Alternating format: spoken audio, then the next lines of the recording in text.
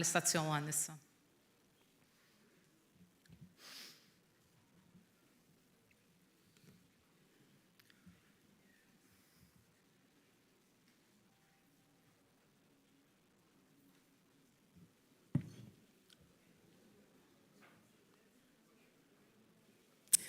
Il-lejl it-tajjeb ninaqdu issa live mal-istazzjon 1 u ninsabu wkoll live fuq Facebook. Nilqa' mill-ġdid lilkom kollha li qegħdin preżenti hawnhekk fiċ-Ċentru Nazzjonali Laburista kif ukoll lil dawk li qed isegwuna mid-djar tagħhom. F'din il-konferenza ġenerali li qed titlaqqa wara li l-Partit Laburista rebaħ l-elezzjoni ġenerali.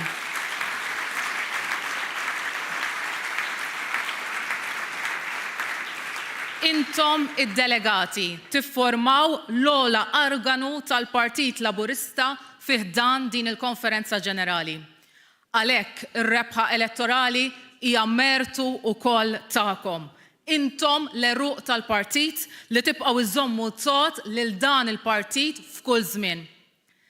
L-istatut tal-Partit Laburista jirrikjedi li anke f'każ ta' rebħa elettorali it-tmexxija tal-Partit Laburista terġa' tkun ikkonfermata minnkom id-delegati. Jiena wkoll qed nindirizza din il-konferenza ġenerali wara li aktar kmieni din il-ġimgħa flimkien ma' sħabi tal-amministrazzjoni ġejt ikkonfermata mill-Eżekuttiv Nazzjonali biex nerġa' inservi ta' President tal-Partit Laburista u għalhekk ukoll inservi ta' chairperson ta' din il-konferenza ġenerali.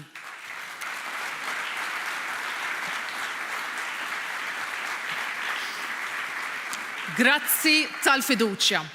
Imma aktar minn hekk, grazzi tal-opportunità li nkompli nservi lil dan il-partit sabiex ikompli dan il-partit ikun għodda li bija nġeddu lil pajjiżna. Grazzi wkoll għax ikolli l-opportunità li naħdem ma' tim maqut u enerġetiku. Tim immexxi minn 3 nies li llum qegħdin hawn qudiemkom għall konferma tagħkom. U nixtieq ngħid kelmtejn fuqhom. Nibda b'Daniel Mikallef.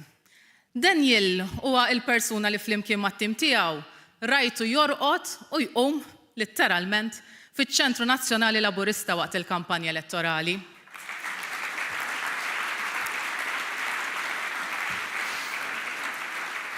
Jieħu kafe wara ieħor fit-tazza ta' ħġieġ importanti, jaħdem fuq il-manifest fost affarijiet oħra, jaħdem ħafna ħinijiet twal li f'meta jkollu id-daddy duties u jaqaf ftit biex jieħu t-tifla tiegħu Nina, ġeneralment il-baħar. Daniel ma jħobbx ħafna ċerimonji, iżda jħobb ix-xogħol. Huwa l-umiltà in persona. Però taħsbux li din l-umiltà hija sinjal ta' djufija, lanqas xejn għax Daniel huwa sod ħafna.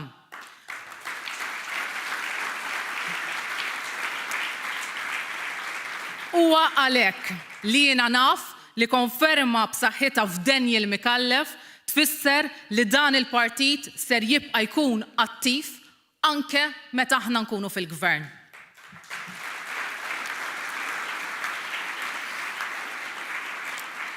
Chris Fern jaf ikun kliniku ħafna.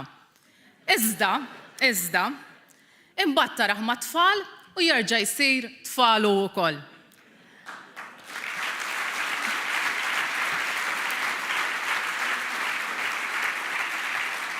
Ma jkabbarhomx, jiġifieri għandu hands-on approach u għal kull problema jipprova jsib soluzzjoni. U naf li apparti fl-aħħar żmien iċċelebra ir-rebħa tal-Partit Laburista.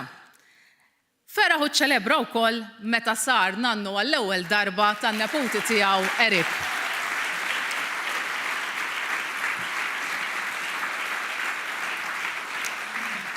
Chris refa' ħafna pistul dawn is-sentejn. U mertu għall-aġir tiegħu wkoll f'dawn is-sentejn rajna lil dan il-partit maqut.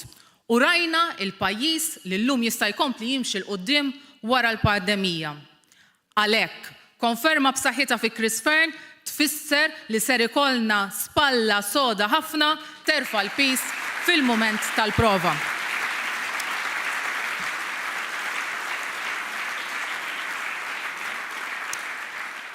Il-Prim Ministru Naf li meta jkolli laqa miegħu naf fiex jinser nidħol, imma ma nafx fiex jinser noħroġ. Għax meta jkun hemm bżonn li xi ħaġa ssir, mhux ser jitlaq id-dar qabel illestuha. U l-unika break mill-laqa li jieħu hija meta ċempillu Georgia May b'xi video wkoll u hemmhekk jiena nara li Robert ġenwinament ferħan, rilassat u jinsa kollox. Prim Ministru li l-għaxqa tiegħu u jintaqa' man-nies. Fil-kampanja elettorali l-ħin kollu jgħidilna sibuli aktar ħin biex nintaqa' man-nies u waħdi l-bot mill-medja fejn in-nies jistgħu jkellmuni bil-libertà kollha.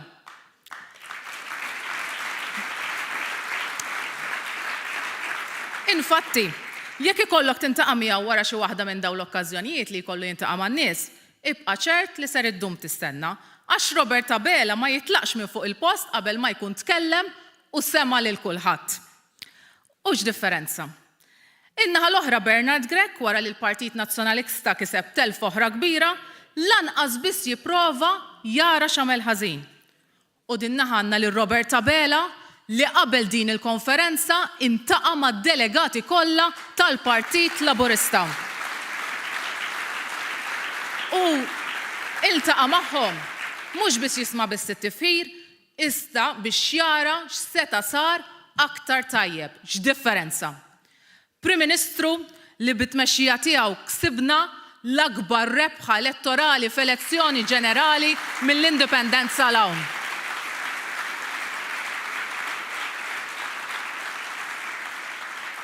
U minkejja dan, xorta jiġi hawn qudiemkom b'umiltà issaqsi għall-konferma tagħkom. Prim Ministru li meta sentejn ilu konna f'Salib it-Toroq tafu li gwidana fit-triq it-tajja. Dan ma ngħiduhx biss aħna, iżda jgħiduh l-eluf ta' nies li reġa' tawh il-fiduċja bħala Prim Ministru tal-Maltin u l-Awċin kollha.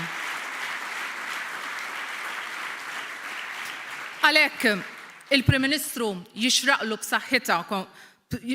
konferma b'saħħitha minn għandkom, mhux biss għax erbaħna l-elezzjoni b'mandat b'saħħtu, iżda għax tul dawn is-sentej pajjiżna kompla miexi b'ekonomija b'saħħitha.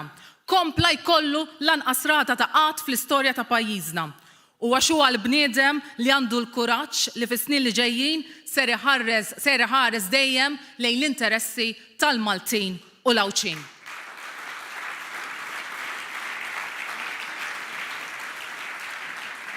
It-tim Daniel, Chris u Robert li qed jitpoġġa hawn qudiemkom għall-konferma huwa tim rebbieħ. Tim li bih fit-tmexxija tal-Partit Laburista, il-partit ser jibqa' jkun l-unika forza politika f'dan il-pajjiż li hija progressiva u liberali.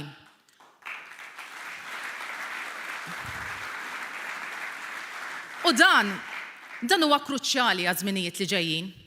Importanti għal dawk il-koppji li qed jistennew inwettqu ir-riforma tal-IVF li hija top proposal fil-manifest tagħna. Għal dawk il-persuni transgender li qed jistennew nwettqu proposta oħra fil-manifest, dik li tiġi offruta l-operazzjoni għal gender reassignment bla ħlas bħala parti mis-servizz tas-saħħa pubblika. Il-Partit Laburista jeħtieġ li jkun xprun fuq id-diskussjoni nazzjonali matura li trid isseħħ fuq l-eutanasja volontarja għal persuni li jkunu għaddejjin minn tbatijiet kbar b'mart terminali mingħajr ebda tama ta' fejqan. Irrid ikun il-Partit Laburista fil-Gvern f'dawn l-aħħar xhur li ġejjin sabiex jiskatta konsultazzjoni pubblika dwar is-sistema elettorali ta' pajjiżna. Kemm tgħidulna intom id-delegati fuq il-bżonn li ċ-ċittadin ikun aħjar rappreżentat fl-ogħla istituzzjoni tal-pajjiż u kif il-pajjiż jisfrutta l-aqwa talent li għandu. Fuq kollox, il-Partit Laburista huwa importanti li qatt ma jieqaf ikun il-partit tal-ħaddiema u ta' min iħaddem.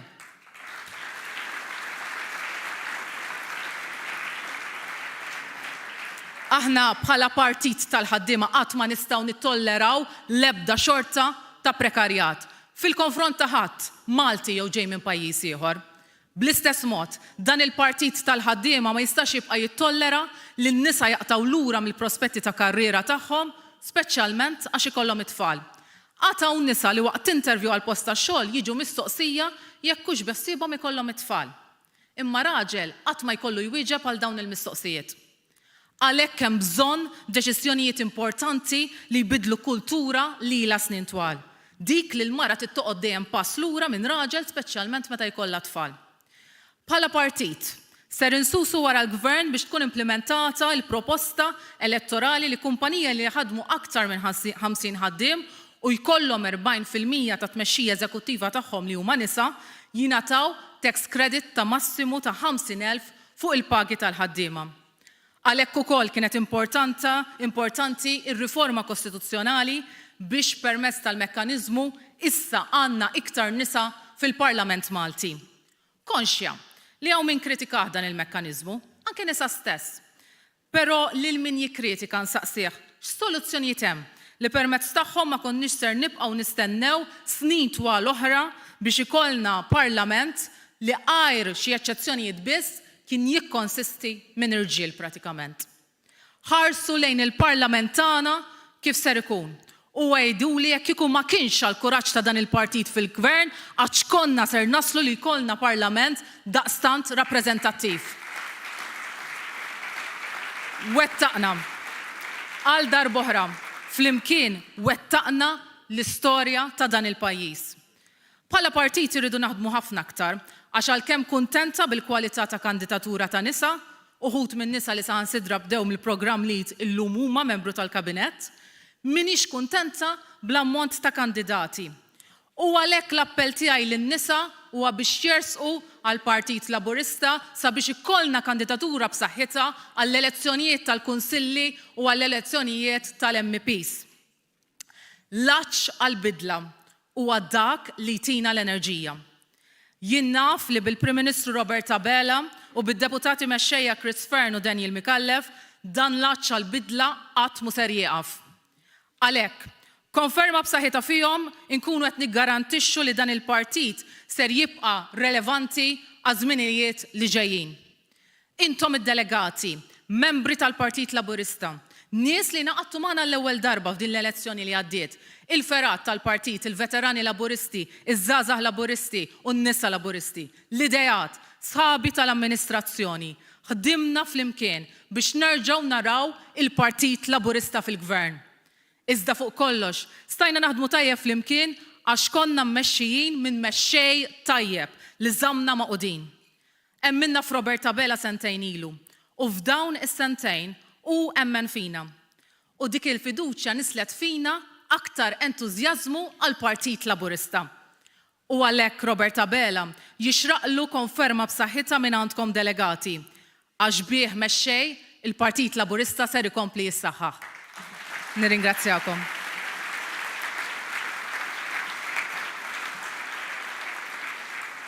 Issa nistieden sabiex jindirizza lil din il-konferenza d-deputat mexxej għall-affarijiet tal-partit Daniel Mikallef.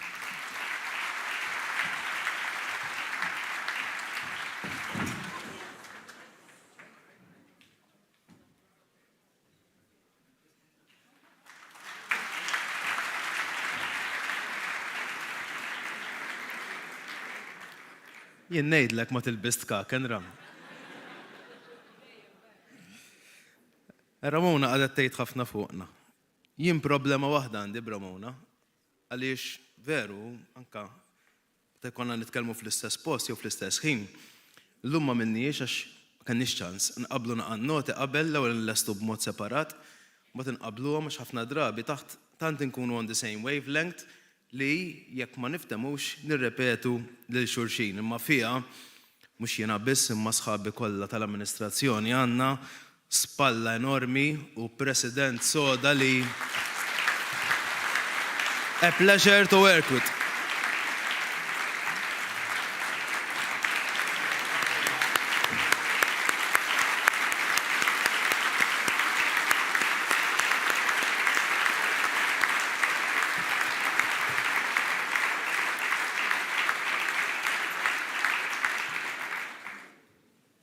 Qegħdin hawn illum ftit aktar minn xahar wara l-elezzjoni.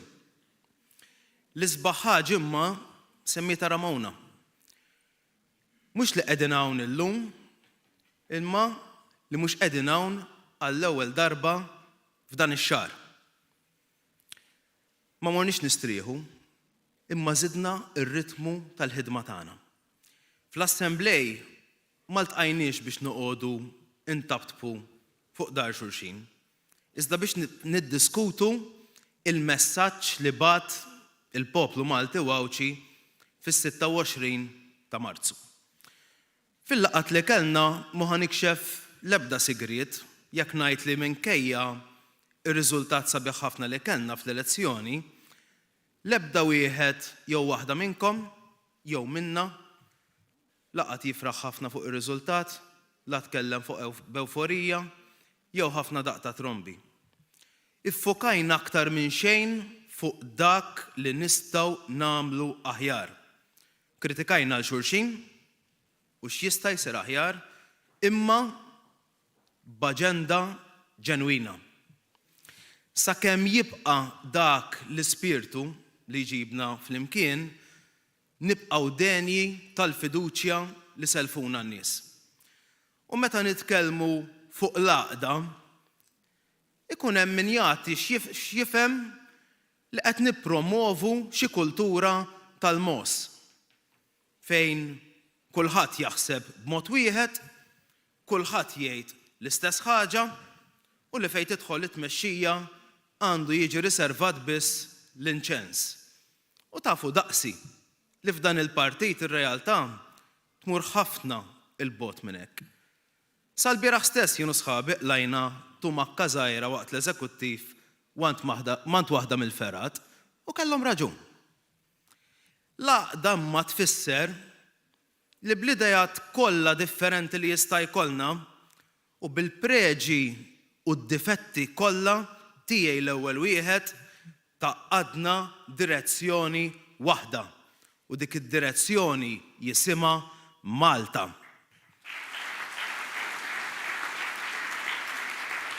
Xahar ilu ġie mmarkat il-mument li fih jibdew is-60 xahar li fihom iridu nwettqu il-manifest elettorali li ressaqna quddiem il-poplu. Dawk is-60 xahar diġà saru 59. Ir-rwol tagħna bħala partit f'dawn id-59 xahar li fadal irid ikun biex nimbuttaw u aktar importanti minn hekk nipparteċipaw fit-twettiq ta' dan il-programm. Hemm diversi diskussjonijiet li huma proposti li għandna nkunu protagonisti fihom. Fl-aħħar ġimgħat eżempju semmita Ramona, spikkat id-diskussjoni dwar it-tħaddim għall-ewwel darba tal-mekkaniżmu msejjaħ tan-nisa biex niftehmu. Sallum qed jintuża n-nisa, għadha pitada jista' jkun qed jintuża l-irġiel. U fil-waqt li naf li hemm bosta li huma xettiċi u minn ma jaqbilx miegħu raġuni jew oħra, nafu li l-bidla ma tiġix waħedha. Kieku ma saritx din ir-riforma, kienu jgħaddu 30 sena u nkunu għadna qed niddiskutu l-istess ħaġa. Jiena ċert li mill-elezzjoni li ġejja ser nibdew naraw il-frott ta' din ir-riforma. Anzi, minn din il-leġislatura stess. U eventwalment ma jkunniex bżonnu dal-mekkaniżmu, inħarsu lura u li ngħidu jkun kif domna daqshekk biex għamilna din il-bidla. Jispikkaw imma wkoll ħankun kritiku hawnhekk, kummenti li ġaluni ftit nitbissem, kellna rġiel tajjeb kważi kull elezzjoni li telgħu by election u kienu ġabu 200, 250, 300 vot jew inqas fuq l-ewwel count, qatt ma rajt il-ħadd jistaqsi dawn l-irġiel hux kapaċi. Imbagħad ikollok nisa li jġibu fuq il-vot fl-ewwel preferenza u nistaqsu jekk mhux kapaċi. U meta nara dan, aktar nikkonvinċi ruħi kemm dan il-mekkaniżmu kien meħtieġ biex nibdlu din il-kultura. Li wassalni għad-diskussjoni fuq is-sistema elettorali b'mod holistiku li jeħtieġ il-pajjiż li ma' diskussjoni hija parti mill-manifest tal-partit. Ma ngħidx ejja nibdew niddiskutu għax ġa bdejna anke internament u anke qabel l-elezzjoni. u rridu nkunu dejjem fuq quddiem tar-riformi li jeħtieġ pajjiżna. L-ewwel semmejt is-60 xahar. Ħanaqleb issa fuq dawk li kienu 100 jum u llum diġà saru 67. Dak hu t-terminu li bih intrabatna mal-poplu biex nirriformaw il-liġi tal-IVF. Naf li beda x-xogħol fuqha u rridu nassiguraw li nibqgħu għaddejjin biex ir-riformi meħtieġa jidħlu fis-seħħ mill-aktar fis possibbli.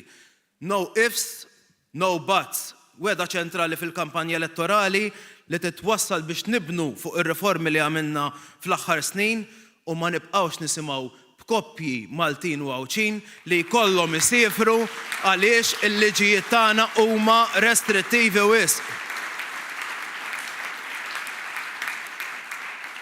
Hemm riformi oħrajn li rridu intelqu. Il-bieraħ konna mal-General Workers Union nimmarkaw 28 ta' April ta' 64 sena ilu. U minn hawn ninsellem lil dawk kollha li ma beżawx, għamu, iġġieldu, għalaw is-swat, ġew arrestati, marru l-ħabs, ħafna minnhom m'għadhomx magħna, li grazzi għalihom il-ġenerazzjonijiet ta' warajhom, inkluż tiegħi, sibna sodda ferm aktar mifruxa milli kellhom huma. U dalgħodu kont mistieden għal konferenza imtella mill-UHM fejn iffukajna fuq is-sħubija mandatorja fi trade unions. Sħubija mmirata lejn dawk il-ħaddiema l-aktar vulnerabbli biex naraw li jonqos l-isfruttament. Għax fil-waqt li hawn ħafna employers li jittrattaw il-ħaddiema daqs li kieku wliedhom, hemm dawk il-ftit li jabbużaw. Ħadd gost li fil-prinċipju prattikament kien hemm kunsens. Il-bot minn dak li kien qalilna Bernard Gregg fil-kampanja fejn wara li kien qal li kien jaqbel magħha, kien dawwar femtu għalilna li hija proposta komunista.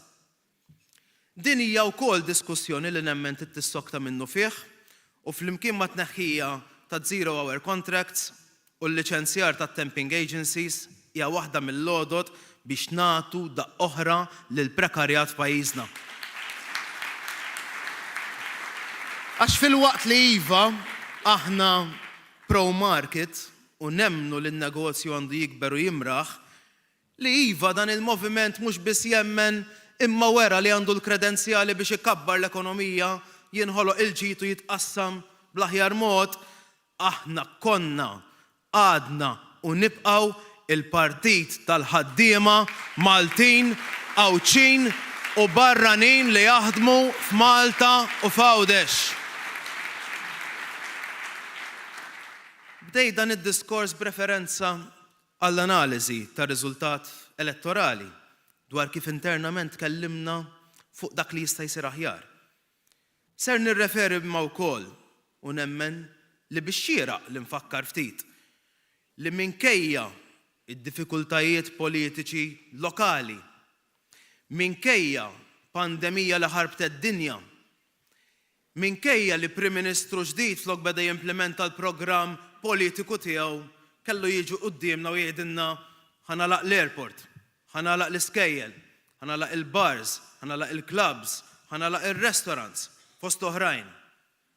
U minkejja li bdietu għadha d-dejja gwerra fuq l-adba tal-Ewropa, il-fatt li l-poplu Malti Għawċi tal dan il-moviment rebħa bl-akbar distak fl-istorja jfisser li minkejja dak kollu li semmejt u n-nuqqasijiet u d-difetti tagħna għamilna ħafna u ħafna tajjeb. U dak it-tajjeb kien possibbli għax tħejjew pedamenti sodi matul is-snin. Dak il-ħafna tajjeb kien possibbli għax konna maqudin. Dak il-ħafna tajjeb fuq kollox kien possibbli għax f'Robert kellna kaptan li jaraf jeleb il-maltemp u jmexxi lil pajjiżna il qudiem. U fil-waqt li rridu nirranġaw dak li nistgħu nagħmlu aħjar u nisimgħu li minn baqa' d-dar jew ivvota partiti oħra għandna dmir li nibqgħu viċin u nisimgħu b'mod kontinwu lil dawk il-162,707 Maltin u Għawċin li joġobhom jisilfuna il-fiduċja. Sfidi kellna u fadlinna kif jaf kulħadd.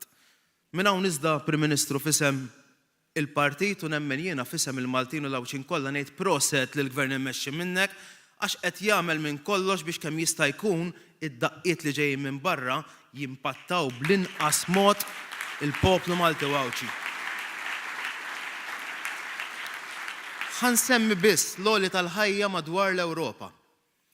Bħalissa nofsu huwa dovut għaż-żieda fil-prezzijiet tal-enerġija u l-fuels. Ifisser li nofs l-inflazzjoni li qed jesperjenzaw il-familji u n-negozji Ewropej għalina il-Maltin u l-Għawċin. Dik il-persentaġġ tal-inflazzjoni għalina hija 0. Għaliex il-Gvern Malti intervjena u ma qagħadx ċas kif għamel ħaddieħor jew saħansitra qolla il-kontijiet bil-qalb. Ovvjament li qed nesperjenzaw li tal-ħajja, iżda il-Gvern qed juri b'mod ċar li ser jagħmel dak kollu possibbli biex jimmitiga dan. U tajjeb infakru li dan kollu wara sentej ta' pandemija, sentej ta' wage supplements li fissru 100,000 impjieg salvat biex għandna l-inqas rata ta' qatt li qatt kellna. U għalhekk nhar il-Ħadd għandna niltaqgħu biħ-ġarna sabiex wara sentejn niċċelebraw jum il-ħaddiem kif xieraq fil-Belt Valletta. Għax il-mod li bih flimkien qelibna u qed nelbu dawn l-isfidi huma lok li niċċelebrawhom flimkien mhux bħala laburisti iżda qabel kollox bħala Maltin u Għawċin flimkien. U għalhekk nagħlaq billi nħeġġiġkom sħabi delegati. Għandi ftit konflitt u ħanaqla lili nnifsi mill-equation. Nibdew mill-lejla u nkomplu għada. Ħanatu vot b'saħħtu ta' fiduċja lil Robert Abela sabiex ikompli jmexxi dan il-partit u dan il-pajjiż il qudiem. Nagħtu vot b'saħħtu sabiex spalla ma spalla miegħu Chris Fern jibqa' jmexxi il-qasam tas-saħħa l qudiem. U nkomplu naħdmu flimkien għal futur sabiħ li Malta flimkien ivvotat għalih fis-26 ta' Marzu. Nirringrazzjakom.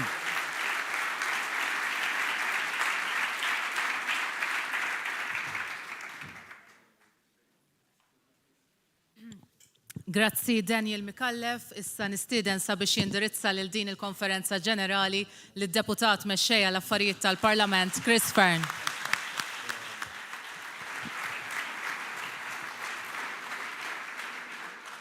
Sħabi delegati. Grazzi, grazzi, grazzi. Għax bl-entużjażmu, bl-appoġġ tagħkom, bil-ħidma kontinwa tagħkom, bit-twemmin tagħkom laburista ta' kull wieħed u waħda minnkom, għat-tielet darba nfila il-Partit Laburista reġa' rebaħ l-elezzjoni ġenerali. Grazzi lilkom. Grazzi mill-qalb. Ir-rebħa li għamilna xarilu hija verament rebħa ta' kull wieħed u waħda minna. Hija rebħa ta' min ħadem. Hija rebħa tal-attivisti. Hija rebħa tal-Partit Laburista. Imma rridu nkunu ċertu wkoll illi r-rebħa ta' xarilu tkun ir-rebħa ta' Malta u ta' Għawdex kollu. Għax aħna ikkampanjajna matul il-kampanja elettorali blajta tal-għaqda.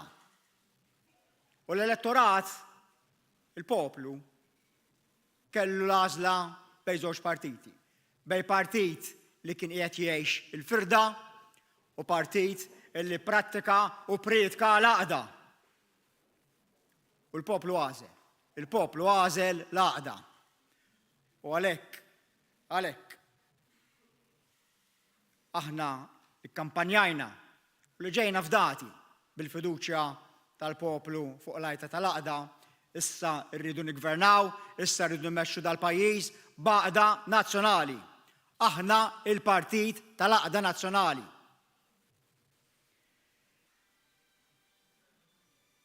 Il-pajjiż tagħna huwa pajjiż wieħed. Il-pajjiż tagħna huwa magħmul mill-Maltin u mill-Lawċin. U l-pajjiż tagħna huwa pajjiż illi kollha kemm aħna nħobbu u rridu naraw li jimxi l-qudiem. Ix-xahar li jaħda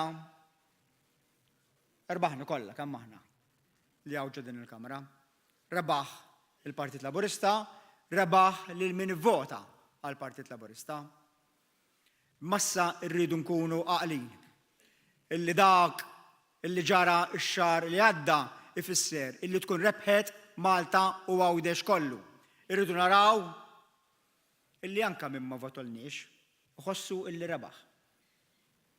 Anka min moġbux jitina l-fiduċja f'dawn il-ġimgħat u x-xhur u snin li ġejjin irridu naħdmu biex il-fiduċja tiegħu nerbħuha wkoll.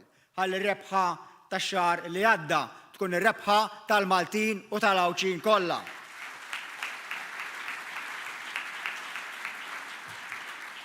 Ħerġin minn sentejn ta' maltemp.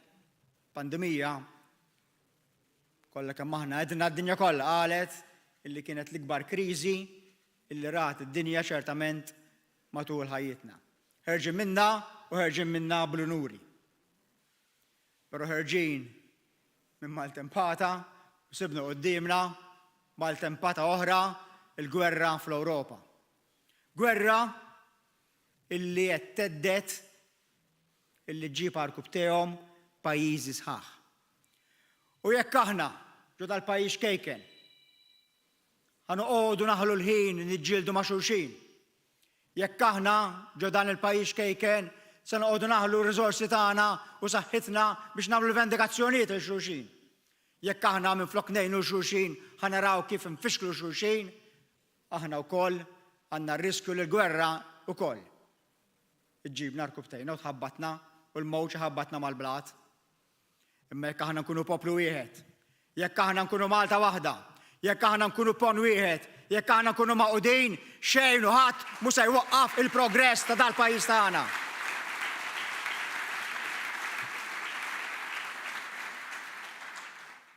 Mbagħad bħala partit għandna sfida oħra. Għandna l-sfida illi dawk 15% mhux wieħed jew tnejn illi fis-26 ta' Marzu baqgħu id-dar ma vvotawx, għandna l-isfida li lil dawn in-nies rridu wkoll naħsbu fihom, niggvernaw għalihom, imma nġibuhom magħna. Ta' qabilna tiftakruha minnu tampari tiftakruha di. Ta' qabilna kienu jgħidu min mhux magħna kontra tagħna. Le. Min mhux għajn nibdew minnaw, min mhux kontra tagħna irriduh magħna. Anzi jiena ngħid anke min kien sa issa kontra tagħna ejja naħdmu bħala partit biex fix-xhur u fis-snin li ġejjin inġibuh magħna. Aħna lesti illi naħdmu ma' kulħadd. Aħna rridu nkunu gvern ta' kulħadd. Aħna rridu illi kulħadd jagħmel suċċess ġo dan il-pajjiż. Aħna rridu nkunu gvern inklusiv. Irridu niftħu, mhux nagħlqu. Irridu naħdmu bħala poplu wieħed. Bl-għaqda, b'rispett lejn xulxin. Għax aħna kollha Maltin. Aħna kollha kburin li aħna Maltin. Aħna kollha nemmnu li Malta tagħna l-koll. Aħna kollha nemmnu li Malta tiġi l-ewwel u qabel kollox. U għalhekk l-għajta tagħna tal-għaqda, l-għaqda illi urejna bħala partit, issa rridu nsarfuha f'għaqda nazzjonali. Aħna l-aġenti tal-għaqda, aħna il-partit tal-għaqda nazzjonali. U ġieli smajtu intkom, meta tkun qed taraw xi riklam ta' xi bank, jgħidu l-passat mhux garanzija tal-futur. U hekk huwa biss jekk fil-preżent inħarsu u nitfgħu ħarsitna lil quddiem li jista' jkollna il-futur garantit. Il-Partit Laburista tal-lum mhux il-Partit tal-bieraħ, il-Partit Laburista sena li għaddiet għalaq 100 sena. Il-Partit Laburista tal-lum huwa differenti mill-Partit Laburista ta' 100 sena ilu, għax is-soċjetà tal-lum hija differenti mis-soċjetà ta' 100 sena ilu. U nkunu għaqlin jekk narfu li nibqgħu relevanti jekk il-Partit Laburista ta' għada ikun differenti mill-Partit Laburista tal-lum. U żmien jgħaddi, imma l-bidla ma tiġix waħda. Il-bidla rridu nġibuha aħna. U kif aħna b'dak li nagħmlu inbidlu s-soċjetà, hekk ukoll aħna rridu nkunu mibdula aħna nfusna biħsib tagħna, fil-viżjoni tagħna, ħarsetna l-qoddim. Għax il-garanzija tal-futur mhux il-passat. Il-garanzija tal-futur u x-xogħol tagħna u l-viżjoni tagħna u kemm aħna kapaċi narġgħu ruħna u nbidlu lil nfusna. Il-Partit Laburista kien ċertament u jibqa' ċertament il-partit li ġielet u li ġab il-ħelsien f'pajjiżna u li ġielet għad-demokrazija. Kien il-Partit Laburista li matul is-snin ġab il-vot tan-nisa, ra illi jkun hemm l-emanċipazzjoni, ħeles mill-barrani u ta' dinjetà lill-poplu Malti. Il-Partit Laburista kien u jibqa' il-partit tal-ħelsien u l-partit tad-demokrazija. Il-Partit Laburista kien u jibqa' il-partit tas-servizzi soċjali, tal-ġustizzja soċjali, tal-pensjonijiet, tal-saħħa minn ħlas, tal-edukazzjoni minn ħlas. Il-Partit Laburista kien il-partit li ġabhom matul is-snin u rridu nkunu aħna li nħarsu il-daw drittijiet li ksibna matul tant snin. Ċertament, il-Partit Laburista kien u jibqa' il-partit tal-ġustizzja soċjali. Il-Partit Laburista kien u jibqa' il-partit tad-drittijiet ċivili. Ħdimna għad-divorzju, ħdimna biex ħadna ħsieb l-interessi tal-minoranzi u għatfadlilna x'nagħmlu. Ċertament, il-Partit Laburista kienu jibqa' il-partit tad-drittijiet ċivili. Immissa il-Partit Laburista wkoll irid isir il-partit tal-ambjent. Il-Partit Laburista irid isir il-partit illi jkun fuq quddiem fil-ġlieda tat-tibdil fil-klima. It-tibdil fil-klima mhux xi film ta' Hollywood, it-tibdil fil-klima hija realtà. Hija realtà u wixu tal-lum u tkun aktar u iktar realtà u wixu tal-snin illi ġejjin. U rridu nkunu aħna il-partit illi nkunu l-aġenti tal-bidla anka f'din id-direzzjoni. Palma aħna l-Partit tas-Servizzi Soċjali, palma aħna l-Partit tal-Ġustizzja Soċjali, palma aħna l-Partit tad-Demokrazija, palma aħna l-Partit tad-Drittijiet Ċivili, aħna rridu nkunu il-Partit tal-Ambjent. Din hija l-viżjoni tagħna għall-Partit għas-snin li ġejjin. Rridu nkunu champions tal-ambjent, palma konna champions biex aħna naqqasna u neħħejna l-faqar minn dan il-pajjiż. Ftit xhur oħra nagħlqu 10 snin fit-tmexxija ta' dan il-pajjiż, 10 snin mhux ftit. Però f'dawn l-10 snin biddilna wiċċ Malta. Ħloqna l-ġid, naqqasna l-faqar, tajna drittijiet lil ħaddiema, ftaħna l-imħuħ, żidna l-pensjonijiet, tajjibna s-saħħa u l-edukazzjoni. Saħħaħna d-demokrazija.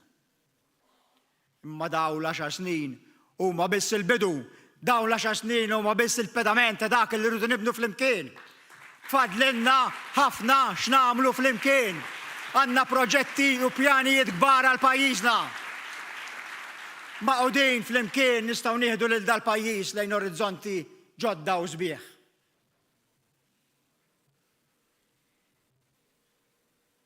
Gburi li jiena jgħat nerġa' npoġġi jismi l-qoddim biex nkun parti mit-tmexxija ta' dan il-partit. Gburi illi intkom tajtuna il-fiduċja biex immexxu il-Malta tagħna għal 5 snin oħra. Kollha flimkien, Malta flimkien. Jekk naħdmu partit wieħed, jekk naħdmu pajjiż wieħed, jista' jkollna saħħa aħjar, jista' jkollna pensjonijiet aħjar, jista' jkollna pagi aħjar, jista' jkollna ambjent aħjar, jista' jkollna ħajja aħjar, jista' jkollna futur aħjar u jista' jkollna Malta aħjar. Grazzi u ibqgħu tuna l-appoġġ għas-snin li ġejjin. Grazzi ħafna.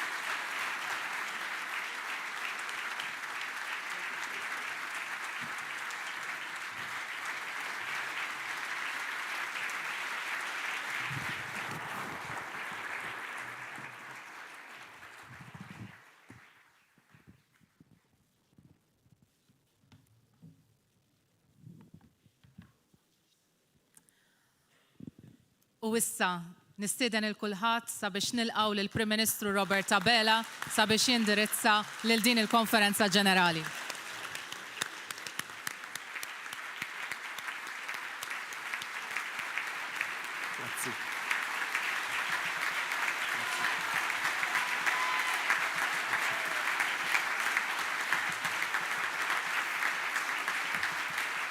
Grazzi ħafna lilkom, grazzi. Grazzi ħafna. Unselmilkom ukoll. L-aħħar illi ltqajna f'dil konferenza ġenerali kien letteralment biss ftit ġimgħat ilu biex approvajna l-manifest elettorali li bih morna quddiem il-poplu Awċi u Malti. Manifest illi fuqu il-poplu tagħna il-fiduċja b'saħħitha tiegħu biex nibqgħu immexxu l dan il-pajjiż il quddiem. Issa l-proċeduri li jitlob minna l-istatut tal-Partit Laburista għandhom ikunu biss parti żgħira għalkemm importanti minn dak illi qegħdin għalih hawnhekk illum. Bħala konferenza ġenerali irridu kontinwament infakru u nżommu f'moħħna kemm huwa kruċjali t-tiġdid u l-bidla biex nofru dejjem tmexxija kredibbli u soda għal dan il-pajjiż li l-kol tant inħobbu. Għax irridu mbagħad illi il-Partit Laburista jibqa' b'saħħtu u dan ngħiduh mhux biss, anzi, mhux biex niftaħru b'kemm ġibna maġġoranza, iżda biex fuq kollox, u din hija l-iktar ħaġa importanti, li ntejbu għall-aħjar il-ħajja tal-Awċin u tal-Maltin kollha. U nistqar magħkom illi daw l-aħħar 5 ġimgħat kienu 5 ġimgħat ta' ħidma intensiva. Kienu wkoll ċirkostanzi differenti sew minn meta dħalt Kastilja bħala Prim Ministru għall-ewwel darba f'Jannar tal-2020. Il-bidu għalhekk tal-ewwel mandat sħiħ tiegħi bħala Prim Ministru qed iġib miegħu wkoll realtajiet ġodda. Fuq qudiemnet għaliex issa dħalna għal perjodu ta' tmexxija b'fiduċja mġedda. Mhux biss mill-membri tal-Partit Laburista, iżda mill-Awċin u l-Maltin. Tmexxija li għandha wkoll prioritajiet ġodda li fassalna flimkien. Flimkien mhux biss bħala partit, iżda bħala poplu, bħala pajjiż. Fl-ewwel sentejn tiegħi bħala Prim Ministru ħdimna u ħdimna bla waqfien minkejja l-ħafna ostakoli u realtajiet u sfidi li ġabet magħha l-pandemija. Dan għamilnieh biex ipprovdejna tmexxija meħtieġa fil-waqt illi stajna nkomplu inwettqu l-manifest li kien approvat mill-poplu tagħna fl-2017. Imma mbagħad ukoll fl-istess ħin konna qegħdin infasslu il-pjan il-ġdid li bih sejrin nibnu prosperità ġdida għal pajjiżna. Minn ħsibijiet ċari imxejna mbagħad għal proposti definiti fil-manifest Malta flimkien. U fil-kampanja tajna il-kelma tagħna li kundizzjoni waħda biss kien se jkun hemm biex dawn l-1000 proposta isiru 1000 kisba għal pajjiżna. Nhar is-26 ta' Marzu dik il-kundizzjoni twettqet.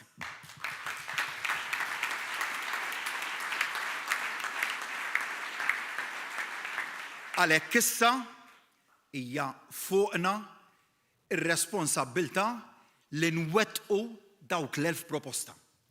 Irridu narawhom illi jibdew ikunu implementati. Iva, issa huwa il-mument tal-implementazzjoni. Internament, mal-kabinett, mal-grupp parlamentari, bl-appoġġ anke tal-amministrazzjoni u t-tim li ħadem fuq il-manifest elettorali, bdejna minnu fih naħdmu dwar dan, dwar din l-implementazzjoni. Għax waħda sa mill-aktar affarijiet li tibqa' tiddistingwina minn forzi politiċi oħra hija dik illi aħna partit illi mill-gvern dejjem inwettqu dak illi nwedu. Iva, qed ngħixu f'dinja illi qed tinbidel il-ħin kollu.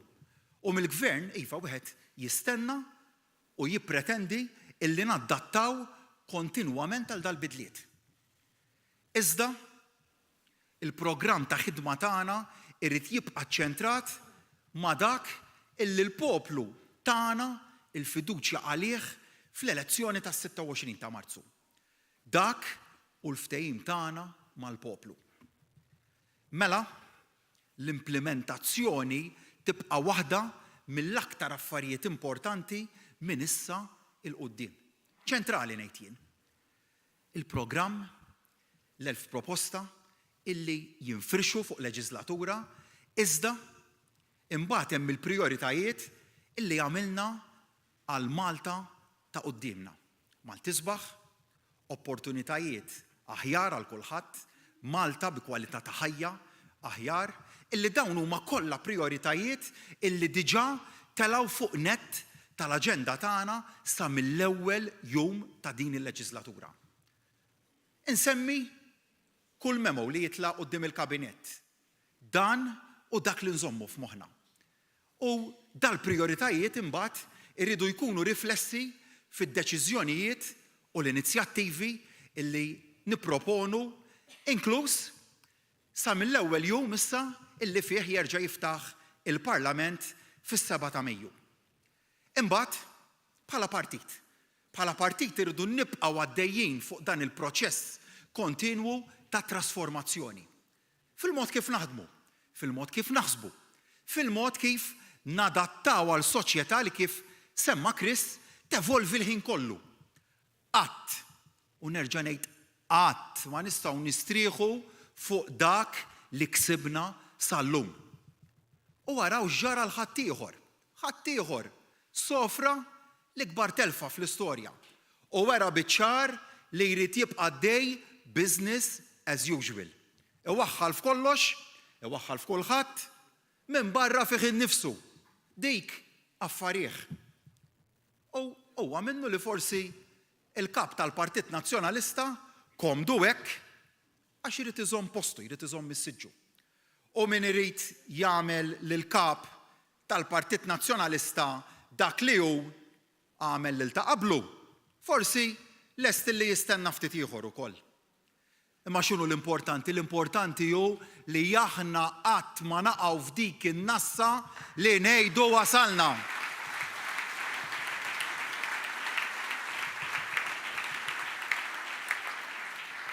Għaliex kif ħareġ tajjeb anke fl-assembleji li kellna f'dal aħħar ġimgħat, aħna wkoll għandna riflessjonijiet x'namlu.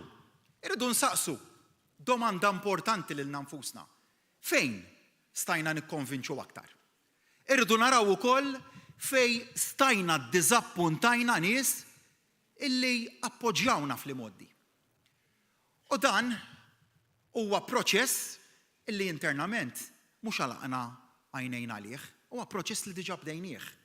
Kif tafu bdejnieh f'dawn l-aħħar ġimgħat bil-laqgħat li għamilna flimkien hawnhekk ġewwa din is-sala u l-barra minnha wkoll, laqgħat li kienu twal li minnhom ħarġu ħafna ħsibijiet, imma fuq kollox li kienu iddominati minn awtokritika li kienet waħda ġenwina kif ukoll b'saħħitha. Dan huwa proċess li kif wedkom meta iltqajna fl-assembleji irridu inkompluh u nestenduh ukoll fil-ġimgħat u fix-xhur li ġejjin ngħid irid ikun proċess kontinwu. Irridu nisimgħu, irridu nibqgħu nkunu umli u rridu nibqgħu nikkomunikaw aħjar. Ma jfissirx lanqas dan Semmija Daniel ukoll illi se naqblu dejjem. Waqqas irrid illi aħna naqblu dejjem. Laqqas ifisser li se naqilgħu il-proset minn kulħadd il-ħin kollu.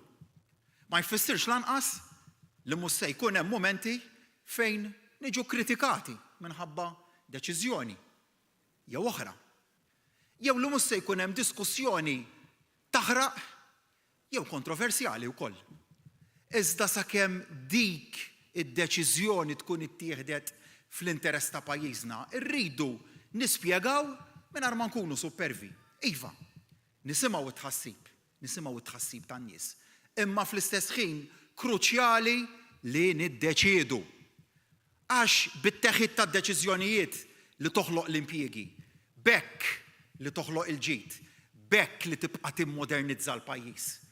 Min ma jiddeċidix tafu x'jiġru li ħbib tiegħi, ifalli.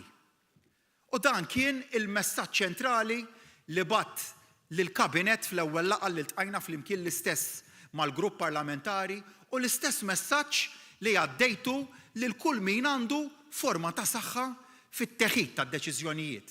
Dak li ma nibżawx niddeċiedu.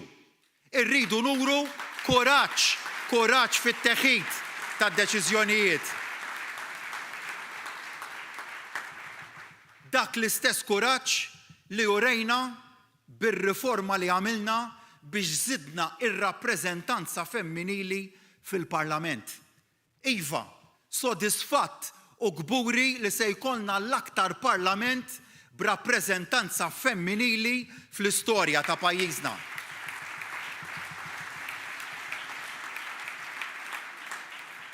Imma nsaqsi wkoll ifisser li wasalna, ta' żgur li le. Imma żgur li żrajna ż-żerriegħa. Għax imbagħad jekk hemm xi ħaġa li tiddistingwi lil dan il-partit hija li fil-ġlidiet għall-ugwaljanza, fil-ġlidiet għall-ġustizzja soċjali qatt ma kien passiv, iżda dejjem konna protagonisti.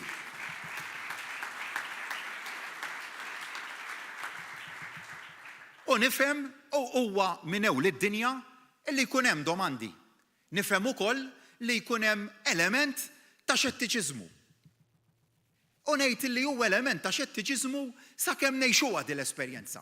Iżda nistaqsi wkoll kien hemm xi bidla li ma ntleqetx b'numru ta' mistoqsijiet u se jibqa' jkun hemm mistoqsijiet. Iżda meta il-prinċipju ikun ġust, meta l-għan ikun tajjeb, mela allura irridu naġixxu. Għaliex imbagħad aħna ma nistrieħux fuq li ngħidu għandna problema, misna mill-nek f'dal-aħħar sentej, daqs kif laqqas ma nistrieħu fuq li ngħidu għandna ġustizzja. Aħna maħniex pressure group, għalkemm il-pressure groups ukoll għandhom rwol importanti fis-soċjetà tagħna. Iżda aħna għandna l-obbligu iżjed minn hekk, għandna l-obbligu li daqskemm nitkellmu inġibu l-bidla. U l-bidla kif iġiba? Il-bidla ġiba bl-azzjoni. Inħloqna biex naraw li fejn hemm l-inugwaljanza naħdmu u nġibu l-ugwaljanza. U f'dal każ li għadni kif qed nitkellem dwaru għamilna pass sostanzjali l-qudiem. Imma huwa daqstant ieħor ukoll wieħed mill-loqsma fejn bħala partit irridu u se nkomplu nagħmlu aktar. Insemmi fejn l-ugwaljanza rridu nilħquha u nersħu lejha wkoll fil-kandidatura biex is-sistema tkun iva tista' taħdem aħjar. U nemmen li jekk nagħmlu dan il-pass flimkien mal-effett pożittiv u pożittiv ħafna li jien konvint li se jġibu n-nisa lill-umanna fil-Parlament, dan se jwassal biex imbagħad il-bidla inġibuha parti integrali mill-kultura tagħna. Intom parti importanti minn dan il-bidliet. Il-partit huwa għodda importanti. Issa li nitlob minn għandkom hu biex tibqgħu tkunu il-vuċi tal-komunitajiet. Messaġġ ċentrali ieħor illi ġi mitħaddet fl-assembleji li kellna. Il-kelma tiegħi li t-tmexxija tagħna se tibqa' tiffoka fuq il-bżonnijiet tal-pajjiż fejn infittxu soluzzjonijiet għall-futur u nibqgħu inkunu il-partit tal-aspirazzjoni għal kulħadd. U waraw ħaddieħor. Ħaddieħor rajnija f'dal aħħar jiem quddiem l-isfidi jażel li jaqta' l-qlub. Aħna indaħlu it-tama.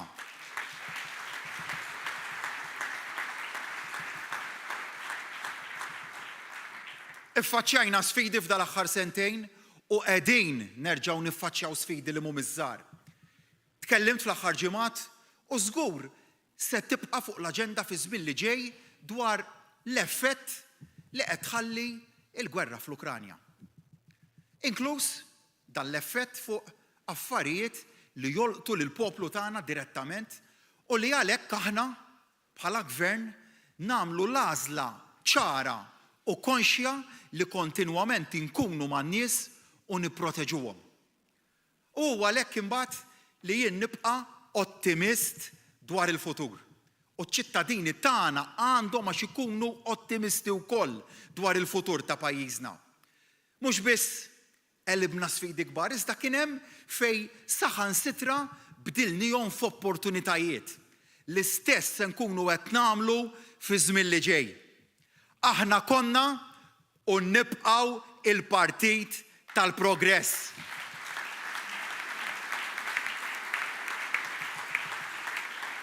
Mill-bidu konna d-dawl illi jiġġieled idlam. Tajnikom il-kelma ftit tal-ġimgħat ilu li din se tkun rebbija li tarana nidħlu f'fażi ġdida f'diversi aspetti. U hekk se jkun.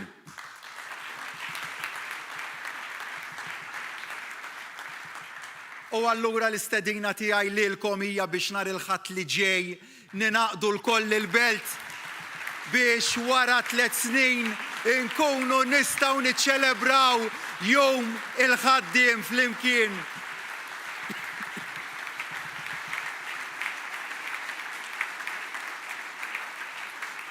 Se tkun l-ewwel darba minn meta fdajtuni bħala mexxej tal-Partit Laburista li niċċelebraw kif jixraq jum il-ħaddiem. Hemm se nibatu messaġġ pożittiv, nibatu messaġġ li dan jibqa' l-partit tax-xogħol li jgħin lil min jaħdem u lil min joħloq l-opportunità biex wieħed jaħdem. Nibqgħu nibatu messaġġ li dan hu pajjiż fejn se nkomplu naħdmu flimkien għal futur sabiħ. Għax hekk nibqgħu flimkien xejn u ħadd ma jista' iwaqqaf il-progress. Nirringrazzjakom ħafna.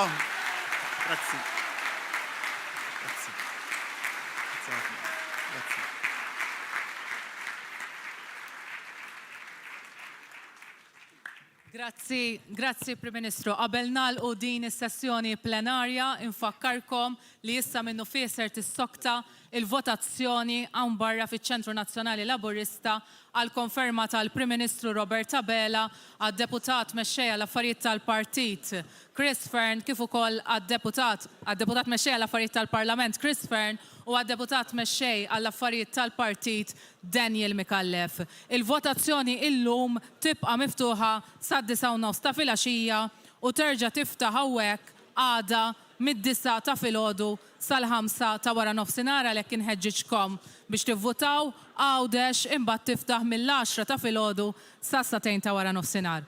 Grazzi ħafna u niddikjara din is-sessjoni plenarja tal-Konferenza Ġenerali magħluqa. Nintaqgħu il-koll nhar il-ħadd li ġej.